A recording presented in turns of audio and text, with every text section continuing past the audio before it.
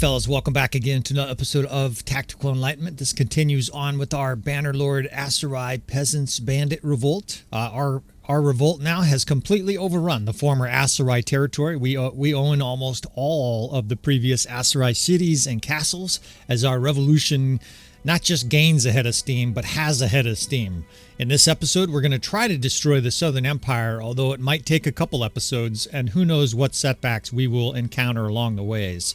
We just took Ortesia and Quayaz, and we are now invading towards the direction of Jalmyrus. We've got some injuries to our army after having to cut our way through several armies just to get to this stage, and we're surrounded by enemies here, right? There's Western Empire, there's Northern Empire, there's Southern Empire, but the Southern Empire at this stage is very much on life support. We are closing in on one of their two remaining cities. If you're wondering why that's blank, that's a leftover from the Napoleonic mini-campaign. I renamed that city of Jalmyrus something else, and I was unable to fix it. Now, this guy here has been a boss in this campaign. Wahan the Golden, this guy's leading our only other army. He has an army of 1,000, and the Golden Beach Bums have done an excellent job. Now, Southern Empire here, you can see they're on life support, right? Our total strength, this is like the first time in the campaign that we've had a total strength meter above them, and we have 40 of their nobles in prison. So the Southern Empire is very much getting uppercut on the ropes of the proverbial boxing ring here. Now we're going to invest a few 3 days here into counter siege because, as you can see, we're actually outnumbered in this siege assault. There's some chance the Southern Empire assaults us here, but I doubt it, right? We have really given them a bloody nose, a black eye, and a broken tib-fib the last 3 episodes. Okay, we've got a castle under siege. We're still scoreboard watching, right? We got Wahan the Golden engaging a castle here, which is suboptimal, and I'll explain that in a second. But let's look at the defense here of Ain Balik. I don't expect this is any elite defense. There's 92 looters and 32 desert rebels there. It's a scuzzy defense, and just like Quayaz, this is like the punchline or the question of a bad joke, right? What happens when 361 looters, 3 desert rebels, and 3 angry housewives go into a bar, right? Well, nobody gets laid because nobody's had a bath in 3 years. Our defenses, needless to say, are quite weak in most of our locations. It's deceptive, right? Because it says we have 1,000 total defenders at Quayaz, but they're almost all angry housewives and looters. So there's a whole lot of men being barked at by angry housewives and people rampaging through all the shops.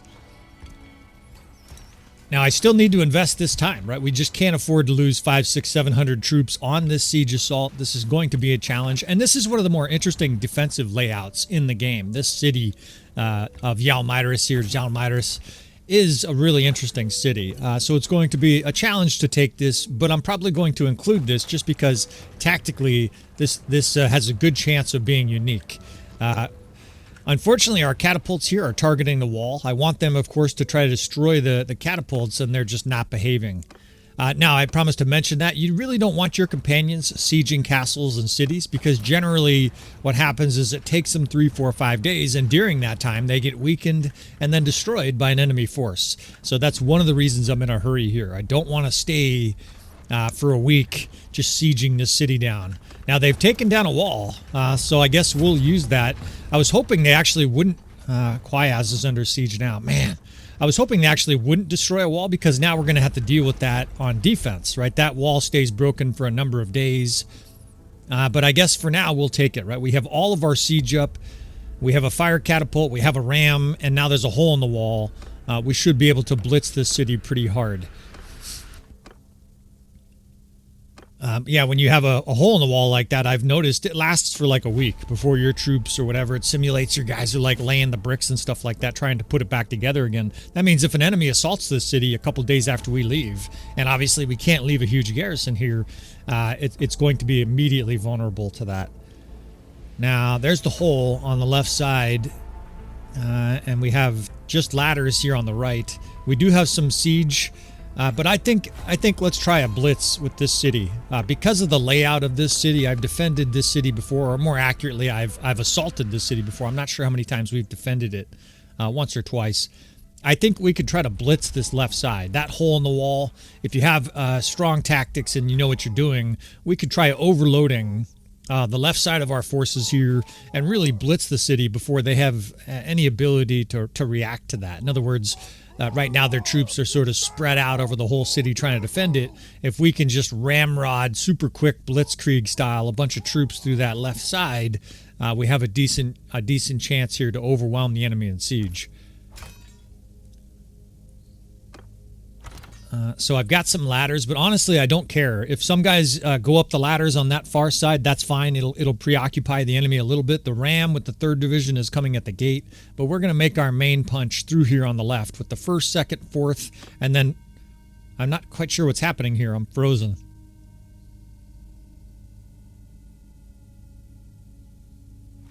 Okay, that was weird. I don't know what that was. Sometimes you just get a little stall. All right, onward we go here. There's some guys mounting up a catapult. That's good. I'm probably not going to mount the catapults in this siege assault, even though I've been enjoying that of late, because I want to try to make this assault quickly. So let's take a little peek here. Let's pull the 1st, 2nd, 4th over, and we can also get other archers here in the valley, because what I don't want is the enemy to put up a whole bunch of archers on these walls and start attacking us once we're inside. Take a little peek here. We'll poke our head through the door. Now, what I want to do here is try to get the 1st Division to shove a way in. Basically, they're going to be the vanguard. They will be moved in a square. What's this fucking guy doing? This guy, you're a little lost, dude. He sounded very depressed when he died there. Okay, the defenders have a whole bunch of troops there, but I still think we can shove our way through there. So 2nd Division is with us here. 4th Division archers. That way, if any enemies start getting on the walls to attack us here, they will just get shot off the walls en masse. Once this 1st Division is with us, they're kind of taking their sweet time. What I'm going to do is put them in a square and point that square into the space. The enemy will come up and try to defend, but because they're not trying to attack, they'll be able to sort of... What's this shit? There's like enemy troops outside the city for some reason. There's a lord out here. This is bizarre. Because they're in a square, they're not going to be attacking, and that'll allow them to move and sort of squeeze by the enemy. You see how we can... Here, we'll just stick them way in there. We're going to give these guys about 20 seconds to sort of start punching a hole, and then we're going to bring... Shit, the enemy is reacting. We're going to have to move quick here. 2nd, 4th, we got the 5th and 7th. Assault those guys. Shoot. There we go. They're finally starting to shoot. I don't know what took them so long. 1st Division is going in now, and those are defensive units, right? Those guys are going to be basically holding up their shield. They're getting met a little bit at the opening there. Let me push these. This is almost like that, the Philadelphia Eagle play where you just shove them from behind. Get in there. Okay, they're very slowly squeezing in a square. I've pushed myself in. Let's pull the 2nd and 4th Division after me here, and now we should be okay. Let's pull the 2nd and 4th. We will start manning this left side. It looks like there's archers on the far side there. They've got a bunch of Manavliatons back here, which is nasty. Fuck. But as long as I keep moving, we shouldn't get torn up too bad. All right, the archers there are our problem. They've got a whole troop of archers there. Right now, though, their troops are in the way of their own archers. So, fucking assholes. I think I'm probably better off on foot here. The 2nd and 4th, that's skirmishers and archers and infantry. We'll bring those behind me here. Basically, I just want our troops pushing away in. Once we get 300 troops in here, they can start to charge, right? They can start to get aggressive. And now we essentially have a field battle inside the city here. Our troops are fighting it out. Let's get on foot and join them. Now what I want to try to do is get archers set up in positive directions, right? Looking for places we can put archers. That stairway may work. And we're going to start to force our way through this left side. We'll see if enemy reinforcements come this way. But we got in so quickly. I think we're going to be able to maintain this puncture. They are sending militia. They're sending troops up onto the walls. We'll attack those guys. And then we have to deal with these archers down here on the ground level. But look how many troops we have in here. Now we have like 150 troops now through this hole in the wall. Our counter siege is blowing guys up. Nice job, boys. Okay, those archers actually look like they reposition. There they are. They're on the walls here. So their archers are getting out of the courtyard because they realized they were going to get massacred. We're going to chase them. Let's chase these guys all the way fucking through here. What I want is archers on the enemy's walls. I want to get our archers up onto the top walls there. So now that we have a major breach, what we need to do is prevent the enemy counterattack. They're going to be sending troops. Let's send a big old square over here and basically occupy the enemy infantry. There's tons of infantry coming this direction. And now let's start getting archers up on the enemy's walls here, right? We can start getting divisions up here. They'll be getting shot at, but if we can get 60, 70, 80 of them up here, there'll be more of our guys shooting than are getting shot, if that makes sense, right? We can get a bunch of snipers up here on the walls. The enemy's down there in the valley charging our troops, trying to get through the gate. That back area, we can start actually bringing some of our troops around the back door. Now, the enemy's trying to counter us through these little tiny ladderways. That's not going to work, right? We're going to be able to just charge these guys here and prevent them from really mounting a major defense up here.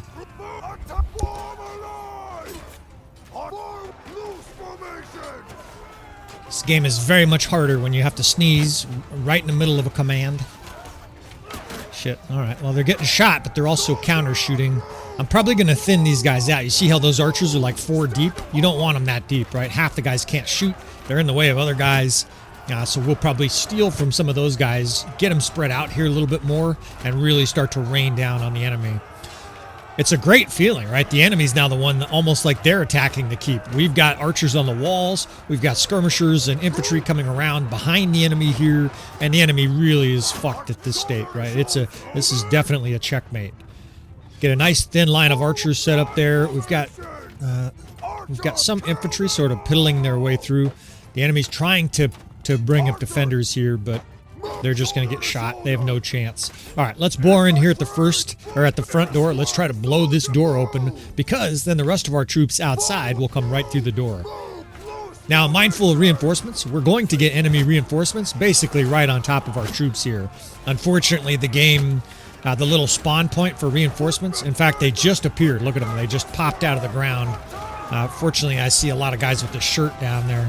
Now, I'm going to do a little bit of Bannerlord parkour here. We're going to try to join our men. And now I just need another rock to jump to. I'm just hoping I don't take too much damage. A little bit of damage. We could throw a few javelins up here, and then I think it's time to join our men down in the courtyard. You see our troops there smashing at the door. There's a gigantic scrum, of course, because the enemy is popping up right here in the courtyard. Their reinforcements, it's sort of cheating. They're basically appearing right in the middle of our units. The flip side, though, is any archers are now all of a sudden instantly assaulted by our infantry, right? So there's pros and cons. Now look at our archers up there just scorching the enemy, right? It's their own courtyard, and we've got a line of savage archers up there in beautiful position, just lighting them up. The enemy really is in a bad state here. And now we can apply Hugh the Hammer with his fucking lethal swinging maul here and just destroy the rest of this force. Now, in a way, I wish they had 3,000 or 4,000 defenders here, because we have such a strong position. It would be interesting to fight a long siege here, right? I think we might be able to take out even a really powerful defensive force. But we'll take it. Victory is still victory. The rest of the enemy forces look like they're retreating haplessly to some castle here. And we will plow our way through. Our troops yelling and screaming. Look at these raggedy troops, too. It's amazing how many troops we have that have no armor. Half of them don't even seem like they have shoes. They're all sleeveless and shit. It's not that warm.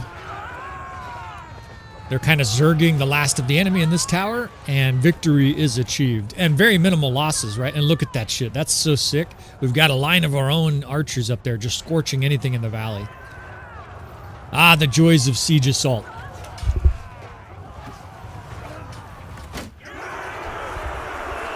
Right on, peasants. Yeah, look at these guys. Hey, they're getting pushed. Look at them. Let's watch and see if they get pushed off. This would be hilarious. There's like a crowd crush here. Everybody's so excited.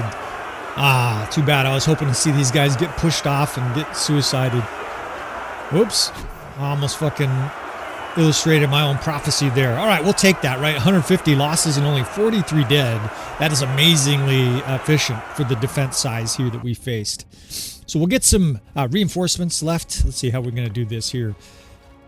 I think I'll just carry on with the campaign and narration here, even though this is going to take 30 seconds. We'll grab a few prisoners here. We're going to put maybe 200 troops at the most into Yalmaidris. I'm aware that the enemy may re-siege this. However, what I'm kind of hoping, and I know this is strange, I'm hoping the Western Empire or the Northern Empire sieges here. Why? Because if we can destroy all the Southern Empire locations, they're gone. They're off the map. All their nobles suddenly start running around like ants without a queen. Quite literally, ants without a queen. Rajaya is dead, right? Her head is chucked into the desert sand somewhere. And the Southern Empire will just dissolve away, right? And one of the major campaign goals will be achieved. In this campaign at the very beginning, we set up 2 goals, and that was to destroy the Aserai and the Southern Empire down to the last man or woman, and we're closing in on that goal. How much further we go beyond that, I don't know. We shall see. Like I said, I have a tendency to throw a curveball to you guys when you least expect it. Although now that I've told you, right now that you're the proverbial hitter in the batter's box, I suppose you're sitting on a curveball now, waiting for that curveball to hit it out of the park. But we shall see, right? I like to try to keep things lively for these campaigns, so it's not just the slog that many players are familiar with in Bannerlord. Now, I need some of these elite troops. We've got more bloody fighting to do here. And these are all troops that our companions put in the garrison. You can see they've got some decent archers and stuff like that, forest bandits. We're going to leave quite a few of these troops, but I don't want to leave like 200 elite troops. We just can't afford it, right? We just don't have a strong enough army to leave, 400 troops in every garrison. It would be nice if we ran into some looters, but you just can't count on that. All right, I think that'll work here. We'll get a few troops here distributed to Talia Willowbark. She now has the medicine skill, right? The above 275. And so her troops, in addition to Hugh the Hammer, also get those extra hit points. It's absolutely one of the best perks in the game. I remember when I first started playing Bannerlord, people were like, well, you can't ever get a companion to 275 medicine skill, so there's no reason in doing that. Like I've heard very, I won't say who, but I've heard very experienced players say that you just can't get companions to 275. Well, we're routinely doing it here in our campaigns. If you focus on it, you can do it, right? And of course, you have to have some luck. Those companions can't get killed in combat. Even though we have the Death for All mod cranked up here, Talia Willowbark is still alive, right? And she's like 40 years old. So lots and lots of battle obviously helps too, and we've done some other things to help her level her medicine skill. But now that gives us 2 armies where they have extra hit points from this perk, and that obviously is part of the reason that we're smashing and sweeping everything aside. So while Han the Golden is sieging to Bylus, I'm kind of heading in that direction because I'm nervous, that he's going to get attacked. And look at this. I don't know if you saw that. Following Sylvina's party. That means there's a Southern Empire force. Hello, looters. Hello, Moto. There's a Southern Empire force forming over there, which is ominous, right? Because they're probably going to try to attack Wahan the Golden. Now, I want to go there anyways because we're going to defend Quayaz. We're not just going to give cities away here that are local. I'm not going to expend a huge amount of resources defending every location, but this is 2 birds with 1 stone. We can go help Wahan the Golden. We can actually pick these looters up and shove them into Ortesia. We can go down there and defend Quayaz. We can bitch slap this Southern Empire force. What else can we do here? We can entertain you fellas on YouTube. There's all kinds of shit we can do here, right? We can set you guys up financially to have success by talking about how you need to invest money, not have credit card debt, and live within your means. We're going to do all kinds of multitasking in this episode. And I will riff sometimes about stuff like that. I am an amateur financial advisor. I've actually thought about having it be a retirement gig, becoming a fiduciary, and learning all the different legal rules because I want to be able to help people financially without being sued into the Stone Age. And of course, as a fiduciary, you're required by law to have their interests protected. I'm not quite certain how far I'm going to pursue this, but just like this Southern Empire force, I'm interested in pursuing it, right? I would love to help people financially. My brain speaks numbers. It's easy for me to talk about. I understand the complexities of bonds and T-bonds and stocks and interest rates and inflation. And I watch geopolitics very closely, much more than probably a lot of financial advisors. And obviously this has a major impact on how markets move, on how interest rates affect our lives, right? There is such a good thing as good interest and bad interest. It's just an example of some of the very many things that I would talk about as a financial advisor. We may delve into that a little bit in campaigns down the road, but right now I want to deal with this Southern Empire force. We've got this force outside the city of Ortesia here. Wahan the Golden is down there. And we're going to get some of these troops spread around and then chase down this Southern Empire force. We're not about to let this fucking Southern Empire force go attack the city that we just took. This is kind of the reason we headed this direction. Not just kind of, it is the reason we headed here. Because of this narrow opening, the enemy's very much funneled into your universe. Now this guy here is, you've caught us. She says she's caught us. Look at the power bar. Yeah, okay. Well, this is just like catching a hippopotamus in knee-deep water in Africa, lady. You're going to find out what catching a hippo in the wild means to you. We are going to trample this fucking army. In fact, I'll sit up here because I feel like demonstrating a little vengeance here, a little ruthless assault. In fact, what a death situation there. And we are uphill. This is... okay. I don't want to blow too much here, but this might be a battle where we suffer under 50 casualties. We have them, even though they attacked us and somehow they think they can win. Talk about a bad situation with all of our skirmishers, javelin throwers, archers, crossbow, horse archers. This poor Southern Empire force has no chance. And again, sometimes we will include these, sometimes we will not, so I will just continue to narrate. We're going to do, of course, a sweeping formation kill box here on this top ridge. We can get our 6th Corps basically wrapped around behind the enemy. We've got 2 large cav divisions. They're not very strong cavalry. There's a lot of guys with no shield, so we'll use them more mobile. At the beginning, they'll be defensive, and then we will switch them out to be more mobile, attacking wings. But this is going to be savage. Of course, the 2nd and 3rd will act as a sweeping division on the left here. The shield and shock approach with cavalry behind, or cavalry in front of the 3rd Corps there. And this is going to be devastating. My brain was stimulated to talk about finances, but I think let's wait. Let's send the 8th Corps around behind here. Let's see what they got. They got lots of archers, so perfect. Let's send the 8th Corps way behind the enemy here, right? We're going to smash their archers from behind. Let's get this 5th and 6th Corps elevated here on these walls, because we're elevated in 2 different ways. First, we're elevated because we're uphill. Now we've got this ridge to position archers on. We can kite.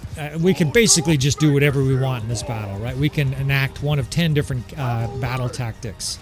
Now, they have 20 horse archers there, but I don't care about 20. If it was 120, I'd pay attention. But 20 just is absolute fodder. We're playing with my my mouse that I use at work is not my favorite mouse. I've got to get my javelins dialed in here. But once we do, this is just going to be game over for the enemy.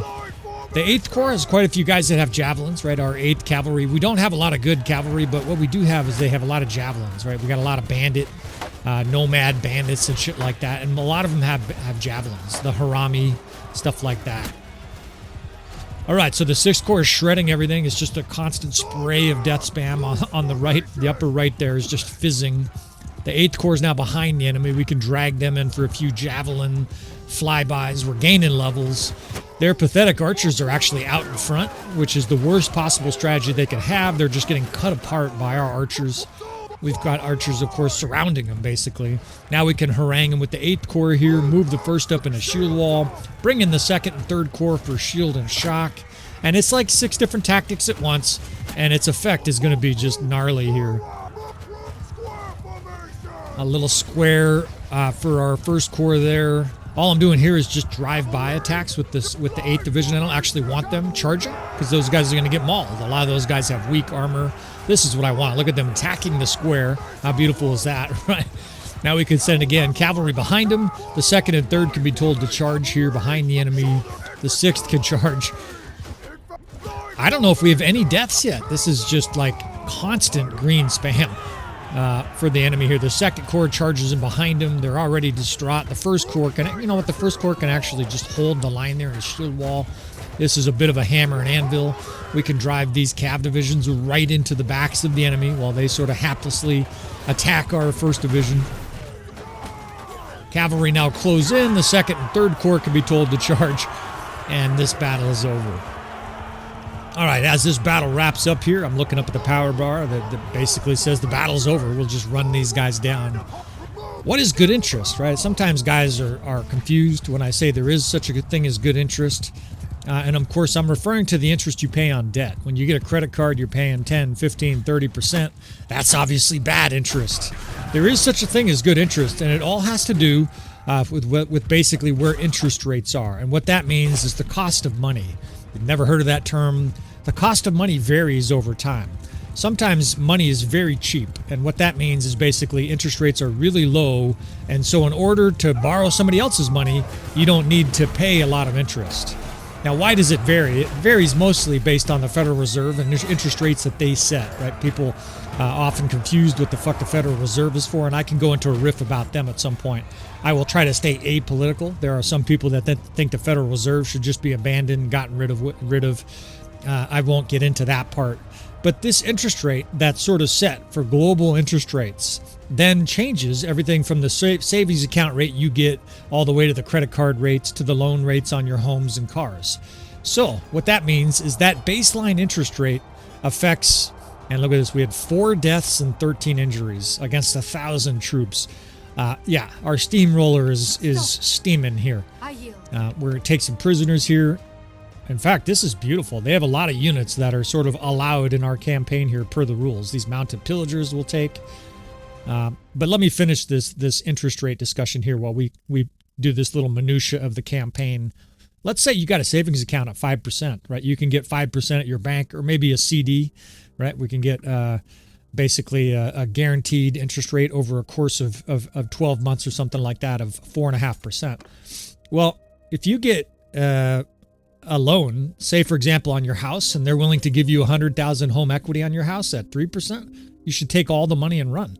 Just take that 100,000, and then you can, at a minimum, you can turn right back around and just put that money into 4%, 4.5%, 5% CD rate, and that difference basically is the arbitrage. The gain between those two is how the wealthy make more money, right? They get, and that's how banks make money, right? They loan you on a house at 6%, and somewhere else they're having people loan them money at 4%. And they make that difference, right? Well, so for you, there is such a thing as good interest rates and bad interest rates in your life. If you're one of those guys with a home and you've heard somewhere, hey, you should pay off your home as soon as possible so that you own it outright, that's completely horrible financial advice. The only way that would be good financial advice would be if you had no discipline with the rest of your money, right? If you're disciplined with the rest of your money, then you should take your money, invest it, put it in savings bonds, put it in bonds, put it in stocks, make your 8 to 12% or whatever, and then pay off your 3% or 4% mortgage as slow as possible, because basically you're gaining money through arbitrage there. I mean, years ago, I used to get 0% interest rate loans from banks all the time. They would basically say, yeah, write yourself a check for 0% for 18 months. And then at the end of 18 months, it goes up to 20%. So I would just borrow that money, put it in either REITs, real estate investment trusts, or some other financial device that earned me between 5 and 10%. And then at the end of those 18 months, I would just pay it off in full, pay no interest at all, and make a bunch of money for free. And this is not a scam. This is just something that happens if you understand the system, and you have 2 critical things. You have good credit and, more importantly, discipline, right? I didn't touch that money. I didn't go out and buy a motorcycle and take my wife on a huge vacation. You've got to have discipline in life, not just for finances, for everything, right? Otherwise, we'd all eat ice cream and never go to the gym and never fucking exercise, etc. All right, so that rant aside there, if you guys want to hear more financial advice, I'm certainly happy to go down that road. I understand things, I think, a lot better than a lot of amateur or even professional financial advisors. And more importantly, I think I have the ability to assimilate all the facts that are necessary and then transmute them, explain them to you guys in simple terms, right? Hopefully that analogy I gave with bank interest rates and what I did with my own personal life, just making money through the difference between what they loaned me and how much I was paying. Hopefully that makes sense to you fellas. All right, so Wahan the Golden here is sieging, and we're going to destroy this Western Empire force. I'm not thrilled about him sieging, but I'm hoping that we can do this quickly. Now, of course, Yalmyrus is already under siege. We knew that was likely. It is the Western Empire sieging there, though, and like I mentioned before, that is preferable to it being the Southern Empire. Well, let me explain that one more time. Why is that preferable to, by the way? Right, it's preferable because, let's see, another analogy I can just come up with.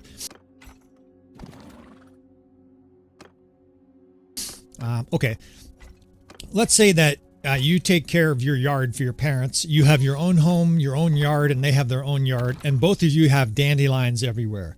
Well, dandelions spread. The best way to get rid of dandelions is to eliminate all of them. That way there's no dandelions spreading, right? They make their little parasols that blow around in the wind. And if you can get rid of dandelions completely, it's much harder for them to spread in your yard. So the equivalent would be in this scenario, if I just started attacking these other kingdoms, the Western Empire would get pushed back, the Northern Empire would get pushed back, but the Southern Empire, just like those dandelions, would start to propagate. They would start to duplicate all over. They would start to siege and start to make a comeback.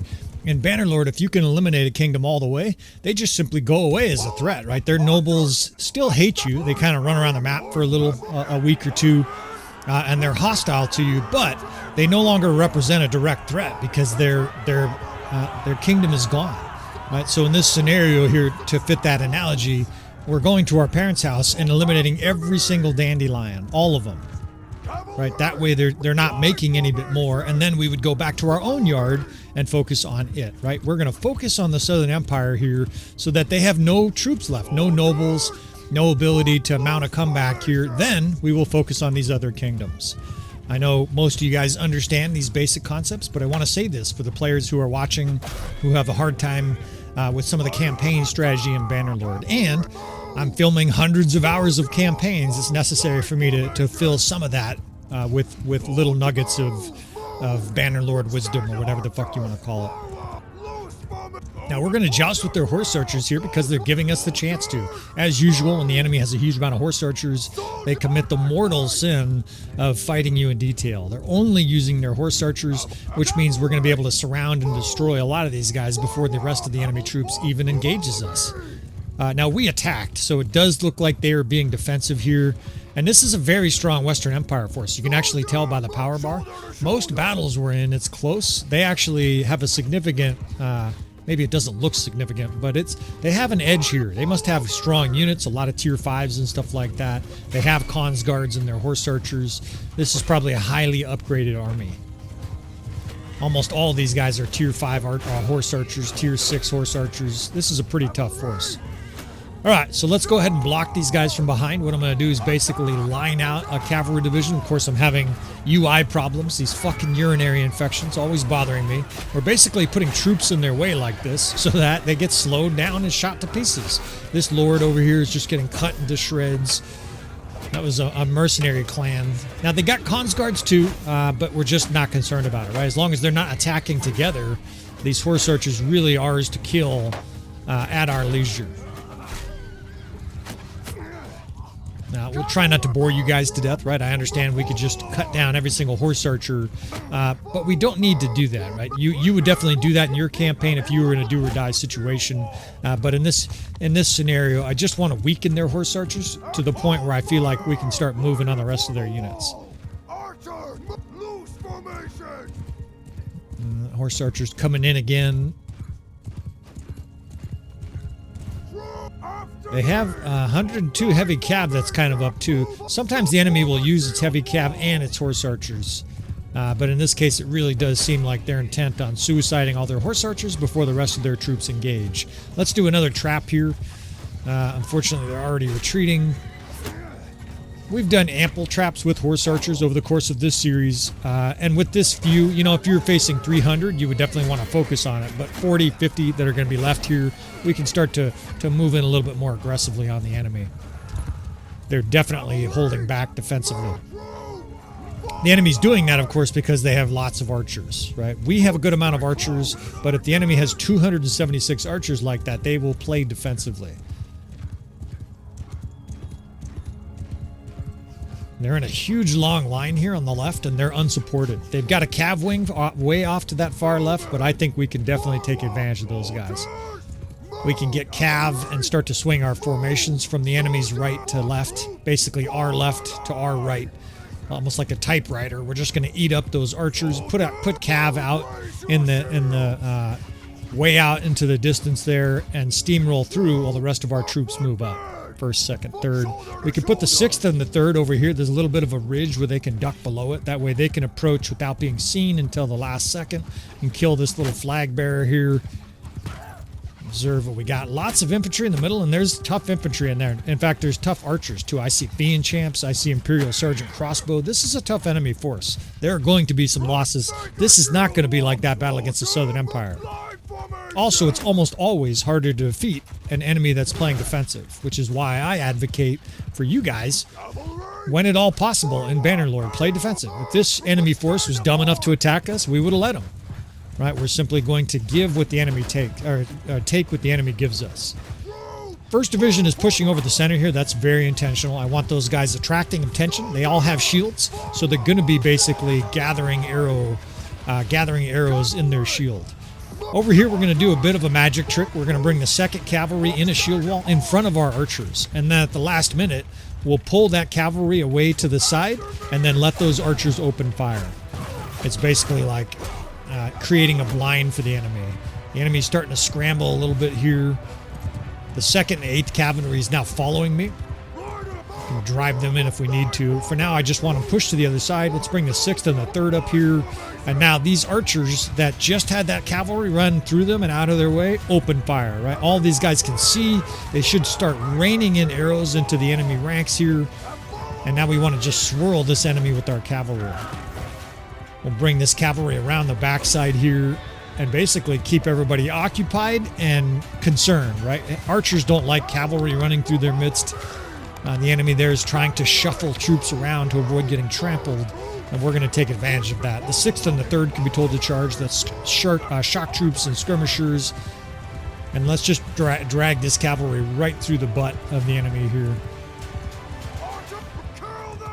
1st Division can be pushed in there. Our troops are going to need my help. I see Legionnaires. I see fucking Imperial Elite Cataphracts. This is a nasty force. This 1st Division can be told to charge as well.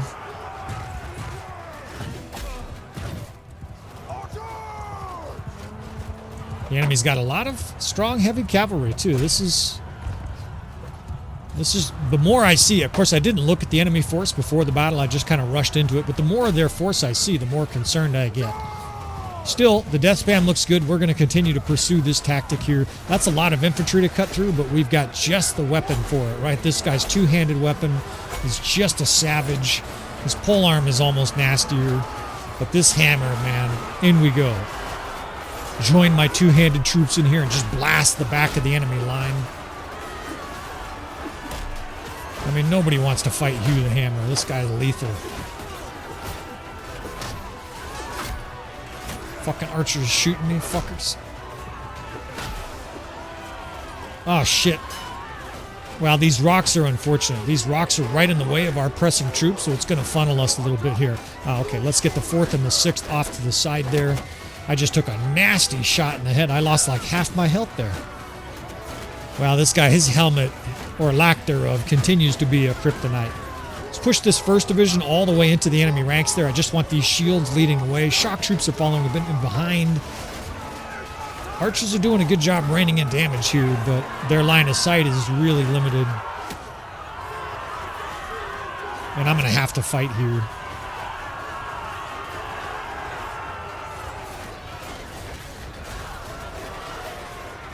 It's carnage. I fucking dropped my hammer. God damn it. Yeah, there. Thank God I found it. Nothing like dropping your hammer mid fucking battle.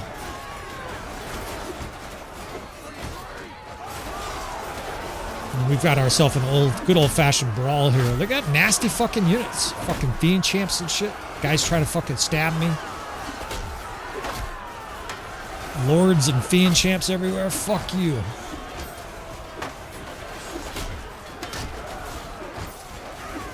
The death spam is very mixed. I'm just kind of watching it out of the corner of my eye here, and we're not crushing this foe. I just got shot in the face, 83 damage to the head. God, he needs a helmet. This guy is absolutely surrounded by the enemy. They gave me a fucked position for this guy. He's got a two-handed weapon, though, so we're going to wade right back in here. At this stage of this kind of a battle, you don't stop, right? You keep pushing. All these archers here will just light us up if we retreat. So we're going to bore in here. Losses be damned. This is definitely a stronger force. We've found ourselves in a very real battle here. Just chopping guys in the back. He's not Hugh the Hammer, that's for sure, but he's fairly capable. This guy's carving guys up. Get myself surrounded. I get such bad habits from Hugh the Hammer. He would just run away from every threat. This guy gets fucking surrounded. We're getting fucking blown up here. Part of the reason is we have archers at the ridge here and they're trying to shoot. This is one of the more chaotic battles we've had of the campaign. But we're finally gaining the upper hand here. Our ladies are making a push. We're down to low and mid-tiered troops. And we got this shit. It's nice to give this guy a bunch of skill points, right? He's just killing guys left and right. Of course, your companions will never fight this well in an actual battle. When we're controlling them, of course, you're almost always going to do better than the AI. The AI, if you ever watch the AI command like your units, it does weird things. It'll just sit there trying to hold a parry when nobody's trying to attack it, even though there's troops it should be killing. Needless to say, the AI, their attacking ability is mediocre at best. And that was kind of a mediocre battle for us, right? With all the tactics that we've had in the campaign, that was a situation there where once we started our charge, there wasn't a lot of other options, right? You can get in a situation against a lot of archers where if you pull back, you actually suffer more losses. Now, we still got a 3-to-1 KDR, almost a 3-to-1 KDR, so we'll take that. Hugh the Hammer didn't die, even though he took a javelin right in the eyes. Somehow he lived. But we move on here, right? Another force here just cast aside. 3 more devastating battles so far in the early stages of this battle. Do some prisoners here. So Quayaz is taken care of now. This is defended. We got to take care of Ayn Balik. We got to head down to Ayn Balik Castle. But I'm concerned about Wahan the Golden. I've mentioned it before. One of the tendencies for the AI, if they siege, you guys have all seen it, right? They just get weak. They just get weakened, and then the next thing you know, the enemy attacks them, and they're destroyed. And then you lose all those troops. The enemy captures. They get prisoners. They get experience. They get all your equipment. It's a disaster, right? So we're gonna be keeping a close eye on Mr. Golden up there. I might even disband his army soon. We need to add some troops to some of his armies. We're getting a little autosave here. Apologies for this. We've got some looters there. That's the wrong direction, though, to go. Now, what's the situation here? So Quayaz has a lot of defenders. Tubilis is in good shape. He actually left a lot of troops there. Wahan the Golden left a bunch of troops at Tubilis.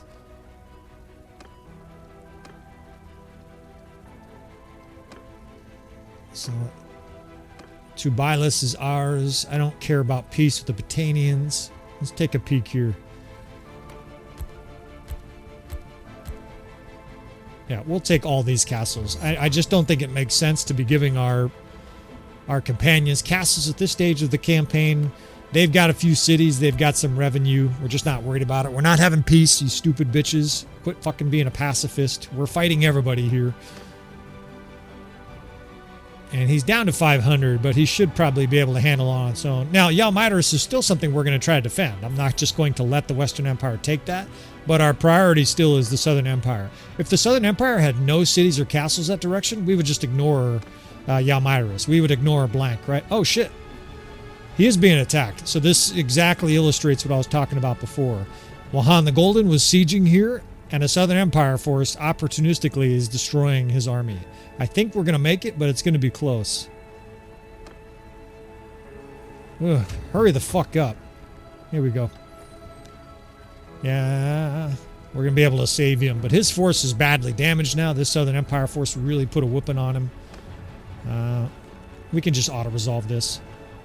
You guys don't need to see me just crush 300. We'll suffer some casualties here. But now I got to restock his army, right? We didn't, at least we didn't suffer any deaths there, but obviously Wahan the Golden's army is now highly diminished. He's down probably to 300-400 troops. So what I'll do in a situation like this is disband them. All of the armies we can re-add to our main army, we'll do so. And then I think we'll run over to Quayaz, get some reinforcements, stock up all these troops, and then go from there, right? You got to consistently keep your ally armies in good shape. What are we doing here? Just send troops here. Don't know what the fuck that was all about. So we took this castle. Garantor Castle is now ours. We're just adding territory left and right. We're like a real estate mogul here. Sure, we'll take that one too. We'll take that one too. Got to get these armies restocked here and then figure out the next strategic move for this campaign, right? It's going to be a decision.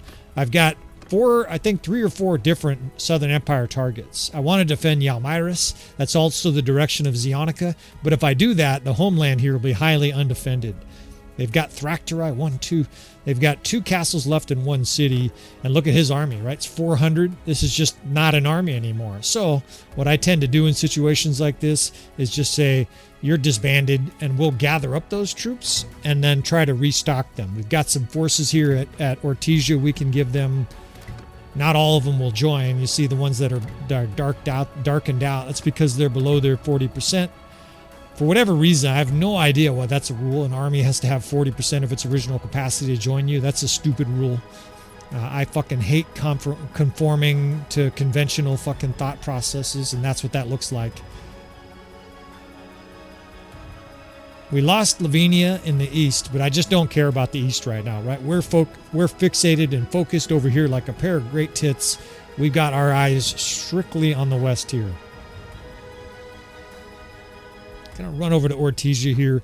I think I will probably skip a lot of this process for you. This is going to take a few 3 minutes here to get some troops reorganized, to get some of these different bandits. We did shove a bunch of looters and other bandits in there, so we do have a lot of troops here at Ortesia. Look at that shit. We have 600 units here at Ortesia, so we're going to be able to restock these units and then set back out there. All right, so perfect. Now we'll dump 5 or 6 of these armies here. We've refreshed their armies, added them a bunch of troops here from the garrison of Ortesia, given them a bunch of looters and mounted ransackers. It's not great, but at least they're troops. And I'm disbanding them here because we want this army to now reform, right? We want them to hopefully make an army of 800 to 1,000 and play defense in the west while we head east. And almost instantly, Wahan the Golden is forming an army near Garantor. That's right here, Garantor Castle. Of course, we'll take all the castles and cities. We're not about to give our dipshit nobles any castles or cities on the front line. And now we're going to head east. So it says he's thinking. What I don't want him doing is attacking, right? I'm going to head east. We're going to deal with Zionica and the rest of the Southern Empire forces here. Of course, along the way, we'll defend Yalmyris. And I want him playing defense because we have enemies around us, right? To the north, we've got the Northern Empire appropriately. There was Western Empire forces. There's still Valandia. You just never know if they're going to attack as well. And I want him to play defense. Now, unfortunately, it says he's traveling to Thractori Castle to besiege. I don't want him doing that, right? I want him playing defense. So I know this is going to drive a lot of people crazy here. We're going to add our wife. She was at our wife and our mother, right? We're calling our whole family here for this campaign. They're just hanging out at the city here. We need their battle axe. I know this is going to drive some guys crazy because they'll probably see it as a waste of influence, but I'm going to actually disband his army here. I don't want him going up there to siege because he'll be destroyed and all those troops will be lost. So what we're going to do is disband his army, call all his armies to us, and then in about 30 seconds, 45 seconds, we will have them reform. It's a timing thing, right? If they start sieging over here in the west and we're busy in the east, he very quickly will get whittled down by attacking that castle and destroyed. We got a Northern Empire force sort of blockading us here from getting to Yalmyris. Yalmyris, of course, is this city with the blank name. I can't fix this bug for whatever reason. I've tried resetting. I tried all kinds of things. Doesn't really matter. That's Yalmyris. I'll just help you guys out there.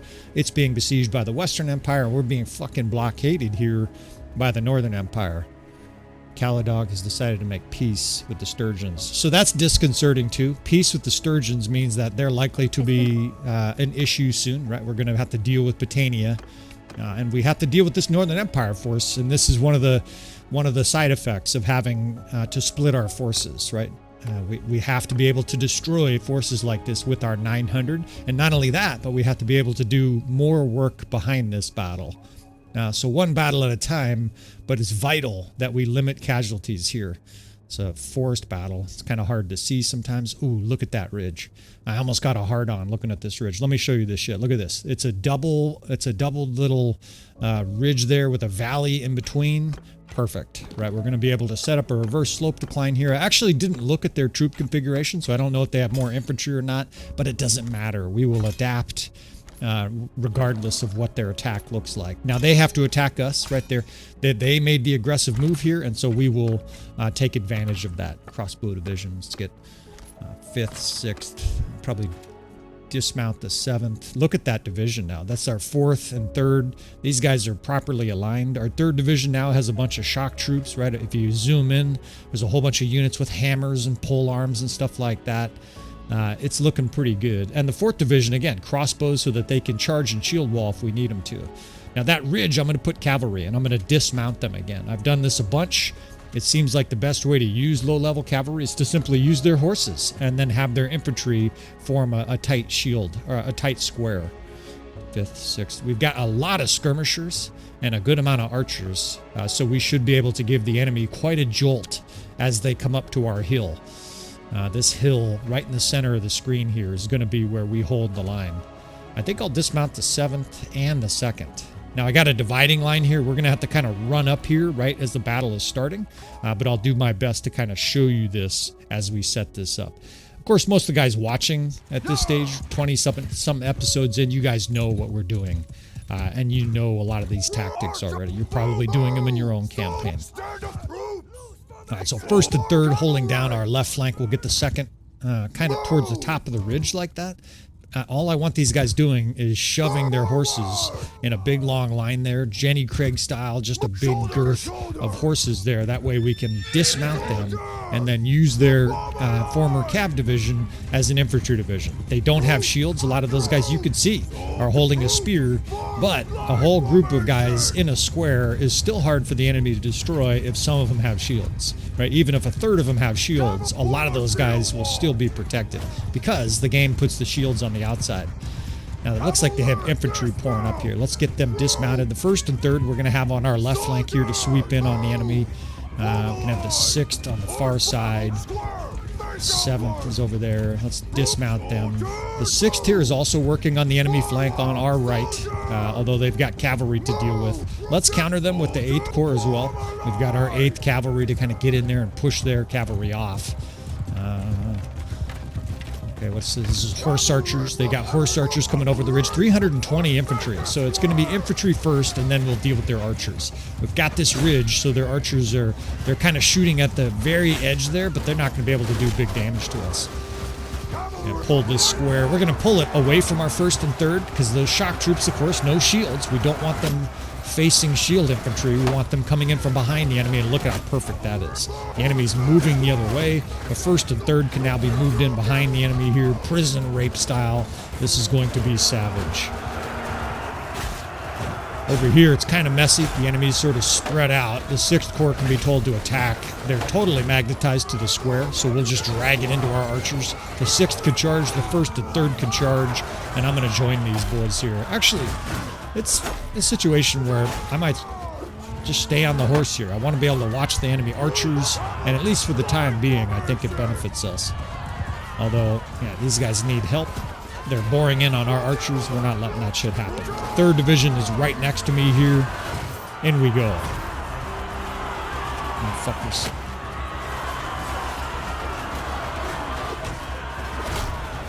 And this tough Northern Empire force just got shellacked. Now, a big key to this battle, and part of the reason the death spam is all green, is their archers can't see our troops because of this ridge. This peekaboo ridge, even though we're facing infantry here, and this is designed to destroy archers, it will isolate and then destroy infantry like this. You notice their archers are over this ridge. In fact, everybody pull back. Let's get these units reset. That way we don't get shot too much by their archers. They got reinforcements coming in, so they're resetting as well. And as long as we have this ridge here, the enemy can't touch us, right? This is going to be about as close as you can fight, you know, a flawless victory, right? The Mortal Kombat fatality, flawless victory. That was the video game from when I was a kid. I'd go play in the arcade. And you guys probably like, arcade? Man, you're old. I'd go play in the arcade with my quarters and shit like that and finish him. You know, you'd click codes in and shit like that and commit atrocities to your enemy. The original gore fest. All right, so they are moving up infantry kind of in a disjointed hodgepodge line. We're ready for it though, right? We can push these infantry divisions forward. Obviously our archers and skirmishers are going to shellac anything that comes over this ridge. Now they're holding.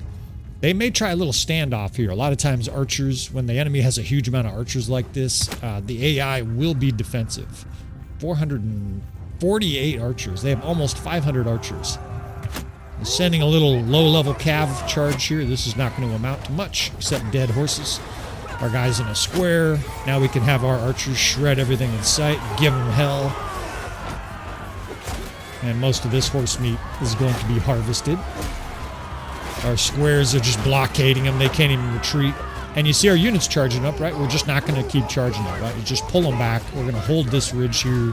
We're not going. We're going to color within the lines here, right? All that shit we learned when we're 4 years old and you got a coloring book, we're coloring within the lines here. We're going to color red the enemy blood on this side of the picture. Now I'm watching the top of the ridge to see if and when archers come over. I'm starting to move this 3rd division and 1st division to our left here because we're going to try to sweep up on the enemy. I'm not letting this force get away. I've learned my lesson. A lot of times lately, the enemy seems to run from us, and those guys that run will then sometimes fight you again, like 5 minutes later. Now, they're right here at the edge. They're about to come up, in fact. Yeah, you guys can form a line here. That 3rd division is basically ready to go, and now our units can start firing on these fucks. They wheeled back almost as soon as they came up here. The AI is actually being pretty cagey here. I think it's because it understands. If we go over that ridge, it's death for sure. You can hear their idiot commander over there yelling, "Forward!" They're getting fucking shot off their horses is what they're getting. There's the commander. Shoot that dude. He got executed. Hitting the knee with a javelin. Let me take your shield, dude, since you don't need it.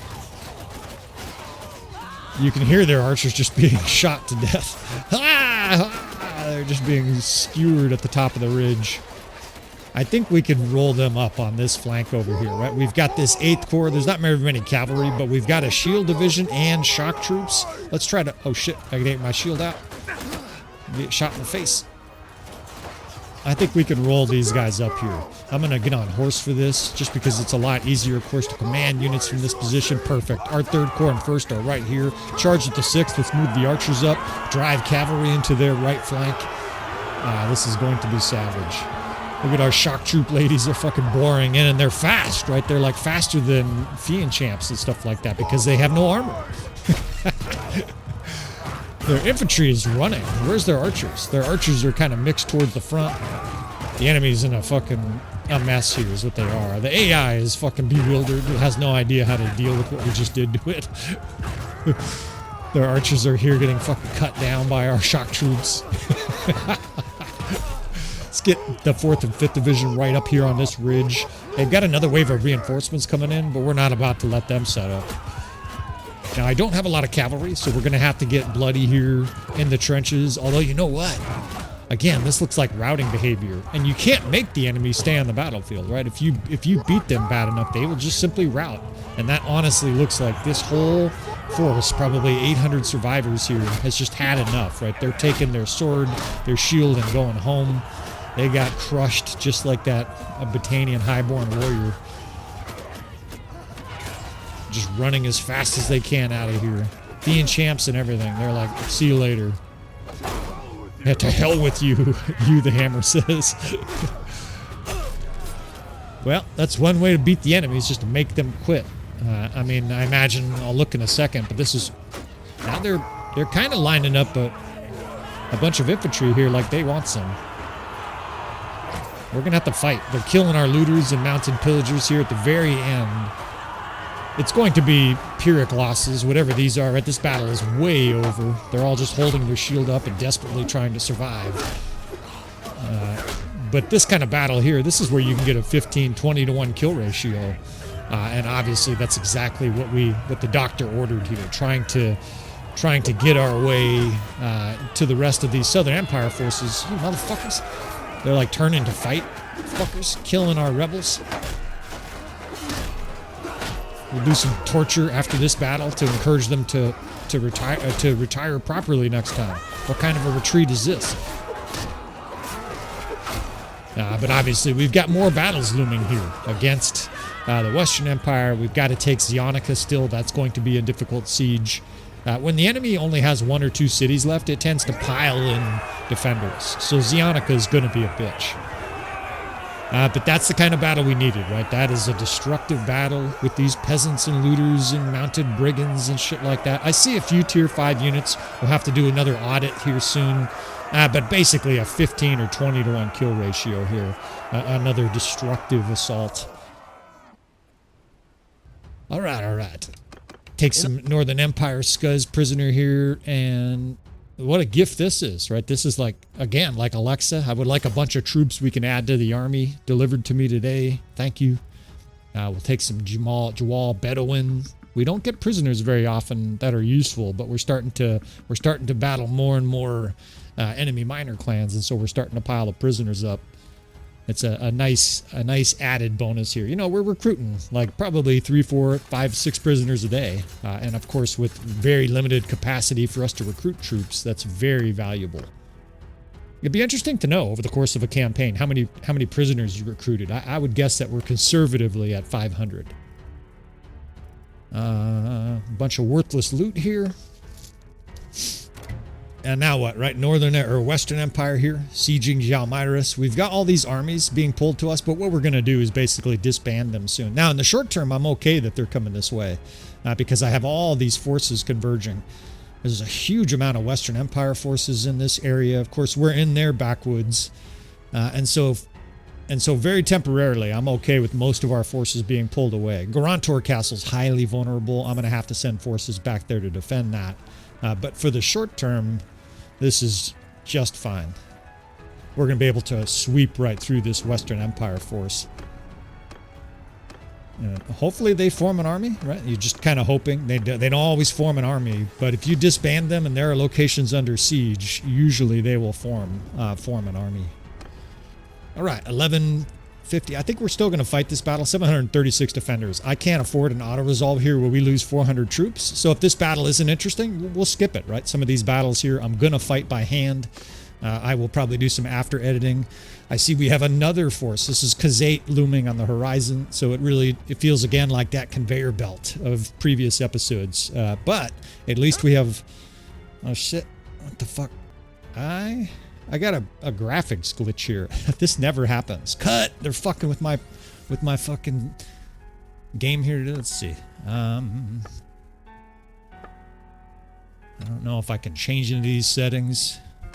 This doesn't happen to us very often. Obviously, we usually have pretty smooth gameplay, but we're gonna have to reset. I'm gonna have to reset, save my game here. Yeah, I'm not gonna be able to fight like that. It's like picture in picture for some reason.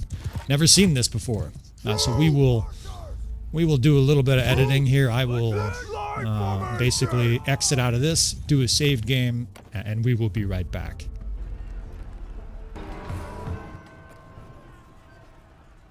All right, recording device is working here. Let's make sure we have no more snafus here. We are back. We don't have snafus like that very often on the channel, but you know, it's part of the game. Now, Bannerlord is remarkably stable. I do hear people complaining about crashes and maybe on your particular setup with mods and stuff like that, you have difficulties. But in my setup here, between this campaign and the full Aserai campaign, I would estimate we had 4 or 5 times where I had to reload a battle, reload an episode or something like that because of a crash. And most of them, I think, were the result of the battle size mod. So here we go again. Let's take on another force here. Is this Western Empire force attacking Yalmaris? We're not about to let this Western Empire scum disrupt our plan. And I'm fighting this and narrating this, unsure if this battle is going to be something I include for you fellas. Although, you know, I'm just rolling through this campaign. And if it starts to get to the point where these battles become benign, and that stage might be coming soon, maybe we'll skip some of these, or I'll show you the results at the end or something like that. But for the time being, we're going to narrate, and we will continue to talk about everything from you know, financial independent philosophies, right? We'll be talking to you young guys about making sure you guys are living within your means and saving money and doing your very best to try to get ahead in life, and also, of course, talking tactics and history and all of that. So I don't want to take battles like this for granted either. I've definitely learned in Bannerlord, and you'll get surprised every once in a while. You take a battle for granted, and the next thing you know, you suffer 600 casualties. So much of this is in a desire to continue this campaign. And what I mean is this campaign within the campaign. Now I'm watching their troop numbers, and these guys are charging at us. So again, it illustrates the point. If the enemy's going to come to you, let them, right? Always let them come to you, unless you have to come to them, right? We attacked. Theoretically, they could sit back defensively. What that tells me is that they have very good infantry, or at least they think they have enough infantry here to charge our forces. We've got about 300 infantry too, but they have more infantry than us here. So this will be interesting to see how they do. Now we're going to set up a kill box, right? We're definitely going to flank the shit out of these guys. I've got the 2nd Division over here that can just kind of deal with these horse archers. We're going to be able to swing the 3rd Division on this flank behind the enemy, flank with the 6th and 5th back there, and cause major damage. I've got our ladies here in their prom dresses. These gals are ready to go, and it is a huge vanguard, right? That's a lot of infantry. So no reason to just slam it out with our 1st Division, especially since those ladies are defensive units. We bring our 6th Division here on the flank, give them a protective cavalry bank in the 8th Corps.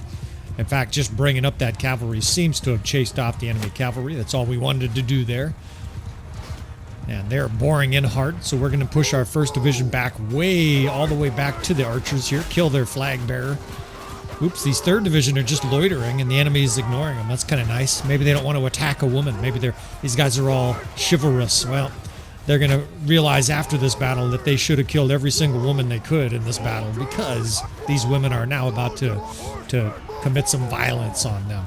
We got the 2nd Division here protecting our infantry because I don't want their archers scorching our troops.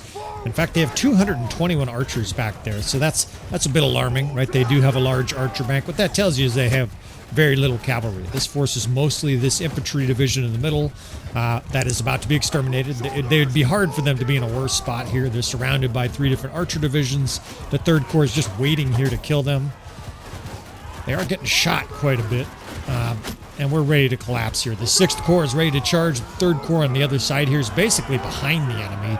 The 2nd Cavalry is protecting us from the enemy archers, and in we go, right? These ladies and I charge in here. They all roar up in their prom dress,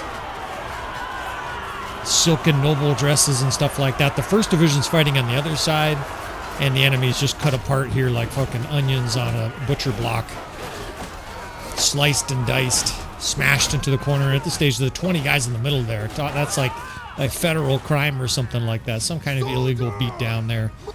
Now, I'm going to pull our units up here to the edge of this ridge. We've got 2 different archer divisions to advance. 200 and something 20 archers.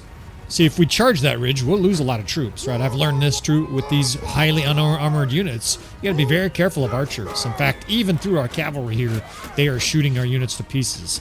So we'll use this cavalry division just to borrow a horse, and we're going to drag these guys around the corner and try to flank them, move up archer divisions, and then infantry to finish the enemy off here. But, you know, it's been an adaptive process. That's probably the biggest weakness of our army is to arrows, right? And arrows generally dominate Bannerlord. You guys all know what I feel about archers, but especially when our units don't have shields. They don't have armor or shields in many cases. The women are wearing a prom dress. I can only imagine the damage they take from an arrow of, say, even a middle tier archer, probably 2 shots them. A Fiend Champ might kill him in 1 shot. So we'll try to drag cavalry through here, but this is a suboptimal situation for us, right? This is perfect for archers. They're in the trees. They've got all kinds of things to slow down our cavalry. They've got a lord over here rampaging around with them. Let's kill this fuck here. Yeah, I got a javelin for you, bud. Fucking asshole. Kara Kurgit, motherfucker. And now we can just advance this cavalry, shield and shock. We're going to suffer losses here. This is a lot of archers to cut our way through, but fortunately they're moving instead of shooting. I think they're trying to reposition, and we will reposition them horizontally, parallel with the ground. We got fucking Sergeant Crossbow. Sergeant Crossbow is one of the units that I fear on the battlefield. And the main reason for that is it seems like their combat ability with their maces is right there with the Legionary. They're very fast with those maces. And of course, blunt damage does more damage to higher levels of armor. Right? So they're doing major damage. And of course, 2 or 3 hits from one of those guys, and Hugh is hammered himself. Acceptable losses here. The garrison of Blank lost some troops, and of course we had 2 deaths, right? So our medicine skill is incredibly benefiting our army at this stage. Can pick up some looter prisoners here, see if they have any other prisoners. And now it's on to Zionica, although we noticed a Khazate force there, right? We're probably going to have to deal with that force. I mean, I could just go around the Khazate force, but then what, right? They're attacking Ortesia, or attacking, they might even attack Wahan the Golden, right? We can't have that. So we're just sort of picking out odds and ends of loot. And just in case this campaign goes a lot longer than I expect here, we want to make sure that we have good armament for the future. There's also a possibility that a save game, one of these save games like this, Peasants Revolt, has extra life after this, right? That it becomes, whether it's a scenario where we try different things or some other new campaign that I'm not thinking of right now. Sometimes it's nice to have that preparation for the future. Now, I want to fight in daylight here. This is Khazate. That means horse archers, and especially horse archers and archers. You don't want to fight at night. The AI sees everything, right? It ate its carrots. Basically, it cheats. It sees in the dark, and we don't see very well. I essentially believe that all nighttime battle is negative for the player, simply because we can't see. Now, this guy, I think he might be the leader of them. Okay, we're going to try to capture that guy, Greveth of the Brotherhood, because that's one of the few ways that we can get minor clans to join our kingdom, is to capture their nobles and then have them join, basically, by terror. Join or die. All right, so Wahan the Golden is forming a new army here. I wish he would turn and help me fight this Khazate force, but at the same time, I don't really want his army taking a bunch of losses, so we'll just intercept him here. They should attack us. They're not attacking us. You see this sometimes, I think, when an AI is not certain if it can win, it doesn't attack. Usually they run or attack. They don't very often just ignore you like this. And they're favored, so this is not going to be an easy battle. But like I said, we're not about to let them get by. This is one of the advantages of having a bridge like that. You got a choke point. The enemy must come through there. And of course, we can use that to funnel them. It's almost like where you'd put a snare out in the wilderness to catch rabbits. Okay, same battlefield. I'm not thrilled about this battlefield. Hopefully you guys don't mind. In fact, some people might appreciate or rather prefer that I fought some battles in terrain like this. It's not terrific for visibility with tactics, but it is a landscape as part of the game, especially if you're playing Britannia. You got to deal with these trees, and so this is probably good, right? These are probably episodes, this one, even the last one, that we will include, and I will not edit through simply because they are tactically interesting. Now, this is obviously a battle we could lose. We're significantly favored to lose here, and what did I just say, right? Our biggest weakness with this army is to archers. Well, mobile archers is probably even more a big weakness. Our fast troops won't be able to catch their horse archers. And of course, without a shield with low armor, we're going to really have to protect the 3rd and 6th division. Get the 2nd and 1st. The 2nd and 1st are the 2 divisions I'm going to use to sort of thrust at the enemy horse archers and kind of say, here, attack this. Where can I put units? What the fuck is this? The line is kind of sideways here. I guess I turned our little perspective on the battlefield here. Position some archers behind there. I've got the 4th division I can square, and this is a good example of a battle I might square that 4th division. Having a bunch of crossbow, damn it, can't set up my units quite where I want. We're going to have to do some of this post hitting the ready button. Having a division of crossbow here is highly beneficial when you're fighting horse archers, because as soon as they're surrounded in a bad way, you can have them square and expect a high degree of survivability. I don't have a horse. All right, you guys, I know you guys love it when we ride a camel, so let's do an episode here with a camel. Hugh the Hammer on his giant fucking camel. It's highly awkward. There's a mod that affects the camels in our campaign. It makes them taller than normal, makes them a little bit better than vanilla camels. They still can't jump, and they have some other negatives as well. Very poor armor, but at least, you know, I'm up high. I can swing my big long pole arm down on the enemy's heads, and these camels are also a little bit faster than vanilla camel. I actually feel almost like I'm on my other horse. I don't know. I guess I lost a horse. I didn't even notice. Obviously, we suffered some losses in the last handful of battles, and sometimes when you lose your horse, you don't even notice. Sometimes it's after you ditch your horse, it gets killed by somebody's javelin before it can exit the battlefield. All right, so the first to the square, the second is just going to hold effectively a line there. I already feel like I'm bugged or something on a camel. I can never seem to hit units. They're like really, look at that, I'm swinging it over their heads. You literally have to swing down, otherwise you swing. I'm just whiffing over all their heads. And of course, Hugh the Hammer is the maximum sized character. Just like Wazuban, we'll go ahead and say Hugh the Hammer is even bigger. We'll say he's 7'4", 380, right? We'll make him a total beast of a guy. He looks like a giant on his camel, swinging down at these little pathetic horsemen. They really do. I feel like a god riding on a cloud above the enemy here. Now, their horse archers are circling, so let's square that 4th crossbow division. We've got the 3rd division moving up here. They can just be added to the fray. The enemy is drawing a lot of attention to our square, which is good. We can involve the 6th Corps over here as well. And the death spam looks pretty good, considering we're fighting Khazate. But their horse archers are starting to cycle. They're starting to circle us. That's not good. I don't feel like I'm my normal self on a camel, although maybe I just need a little bit of practice here. Maybe we'll go through 3 episodes where we ride a camel. I like jumping on a horse, and of course the camels can't jump. That's unfortunate. I wanted to jump right there. I actually pushed the button. It wouldn't let me jump, of course, because this thing evidently can't. I guess camels can't jump. I had one of the guys, a regular subscriber, point out, he's always informative and knowledgeable. He pointed out that camels can run like 40 miles an hour. Like camels can be fast, at least in short bursts. Also known as, you know, plural bursts. Okay, that line is holding pretty well. So far, so good. And I'm very slowly getting the hang. You basically just swing your pole arm down. It's a different motion for my wrist and my hand, so it is different for sure. But slowly getting the hang of it. And I do feel almost invulnerable up here. I remember when I first installed this mod and started playing with the Aserai campaign, I was worried it was overpowered. There was this unbelievable battle, one of the best battles I've ever had in Bannerlord, against the Khazate, ironically. And honestly, it makes this look like a tiny battle. It was like 3,800 versus 4,000 or something like that. It was extremely long. And that was the first time that my previous character, his name was Wazuban, this is the first time he was ever on a camel. And it was wild. I mean, just like this, you really do feel like you're 12 feet above the battlefield. Every horse, it's like there's a whole nother layer of height. And I'm way above all the rest of the troops. Nobody can shoot me. I can crush nobles. It's like they don't see me almost.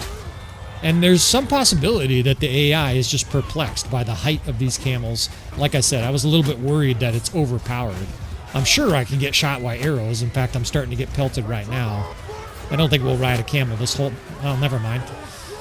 They're just going to decide I don't get to ride a camel. Very similar to that battle against the Khazates that I was just talking about a second ago. This is a fuck ton of archers here. I've got infantry pushing in here. I need these guys in a line. They're going to have to hold a shield wall here as the rest of our troops move up. Fuck, we are getting scorched by arrows. Stretch out. Oh, fuck. Fuck you, Khazate. We're going to do this ourselves. Hugh the Hammer wades in. Out of my way. Just going to obliterate everything in sight. Fuck you, Khazate. Just smash them all to pieces. Sometimes when heads are at a loss, fucking hammer must stand in and just just crush everything in sight. Holy fuck, this guy's powerful.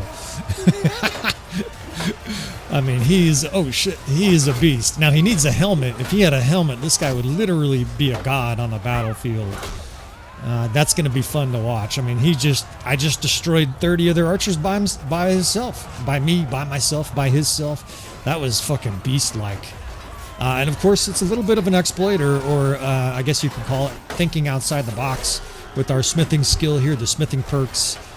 He has like 360, legitimate 360 two-handed skill. It's not a cheat code. It's something you guys can do as well in your campaign. But my God, with the fast hammer and this attack speed, his hammer is lightning and lethal. Everything it hits just gets obliterated. He growls. And the enemy is fleeing. I mean, troops are just heading off into the bushes there. What a destructive beast this guy is. It looks like our forces here have surrounded some poor bastard Khazate forces. Help! We're overrun. They're getting destroyed. We'll take this guy's horse here and round up this enemy. I wonder if there's a noble we can pound.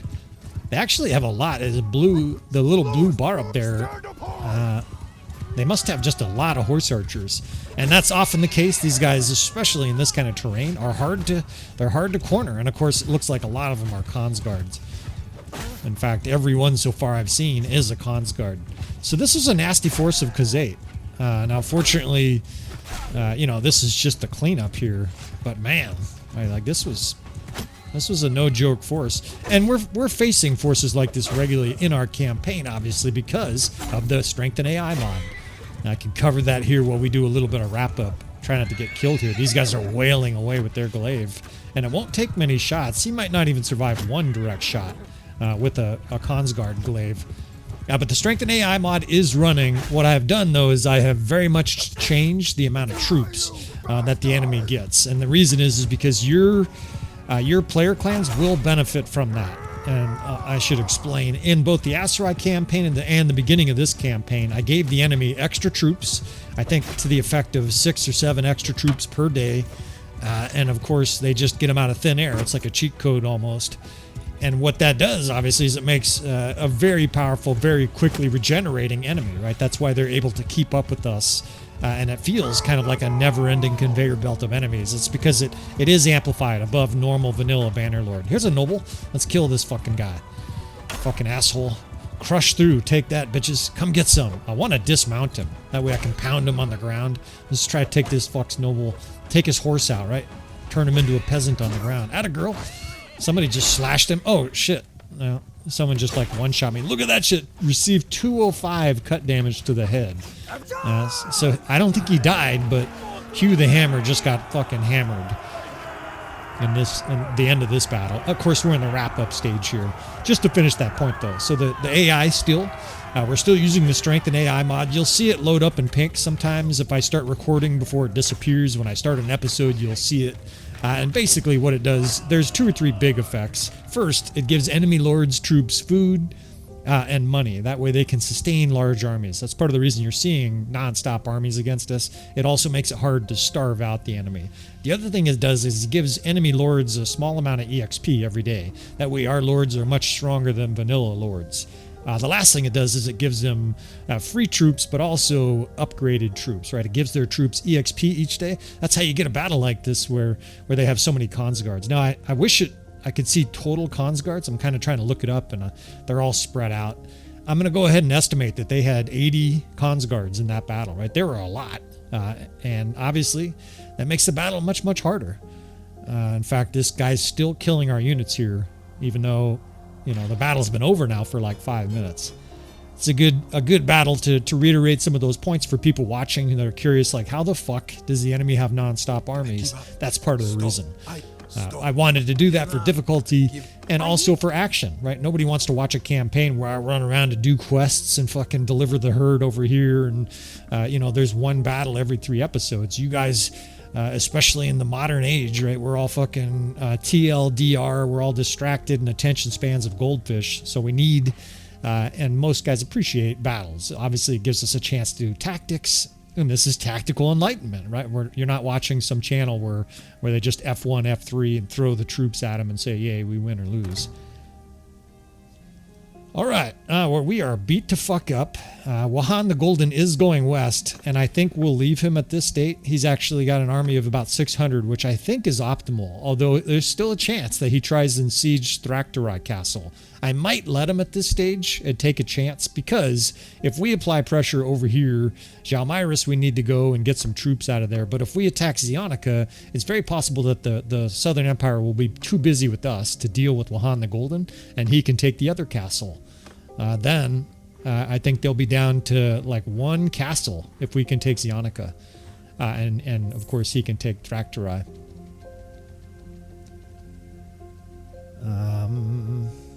Alright, so never-ending enemies, right? It's Khazate, it's Western Empire. There's another army. I saw another army firing up to the north there. It looked like they were forming. There's a fuck here raiding our villages. But you know what, friends? I'm looking down. This episode is going to be long at this stage. We are going to wind this episode down here. Unless we get some kind of battle here at the last minute, I'm not going to attack this Northern Empire force. I want to sort of take stock of our army here. We're very banged up after these 4 battles. Maybe move some troops in and out of... She's going to Wahan the Golden's army. And I think what I'll do is I'll just do my normal pause. And then start a new episode here. So with all that said, we're going to wrap this episode up. Of course, if you want to see more from this campaign, if you want to see more tactics, learn more about some colorful vituperation, some profanity, if you want to see us fight endless enemies, you're in the right place. You want to hit the subscribe button. I appreciate you fellas. Hit notifications. That way you know when a new episode comes out. Leave any comments, requests, all that kind of good stuff. You can say, quit talking so much. Don't talk so fast. Quit using mods to make the game so fucking hard. Whatever you want to say. I appreciate you fellas. And with all that said, I will see you friends. Wait. There's no enthusiasm in there at all. Wait, let's do that shit again. And with all that said, fellas, I appreciate you guys. And I will see you next time. Fucking asshole. Fucking raid our villages. Let's flay this guy alive. Now that nobody's listening, we can get all sadistic and shit. Flay him! I'm gonna eat dinner over his body while it's being flayed.